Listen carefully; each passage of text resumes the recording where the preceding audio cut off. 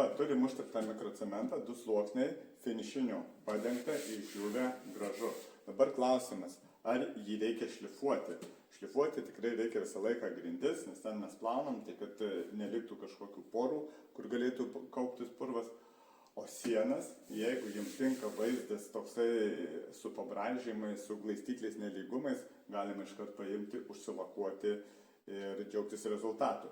Tai, bet principe galima pasišviesti tik tai dalinai, tai nebūtina kažkokio elektrinių, jeigu siena ypač nedidelį, pasimam rankeną, užsidedam šlifavimo diskelį. Ir jeigu matom kažkur, kur mums nepatinkančios vietos, galima persišlifuoti tik tai tas vietas.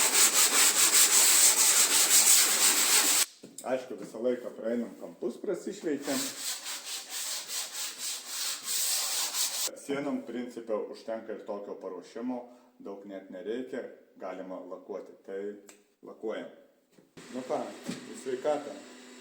Turim lako 2 komponentų, pusę litriuko.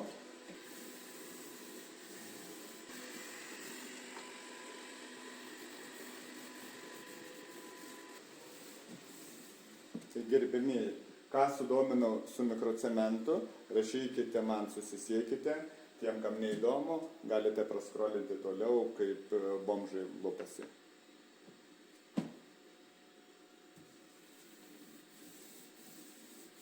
Dar kviečiu atvažiuoti gyvai šitą sieną, pasižiūrėti pas mus salone, Eitminų gatvė 18, paliesti, išsibandyti, jeigu patiks ir medžiagų įsigyti.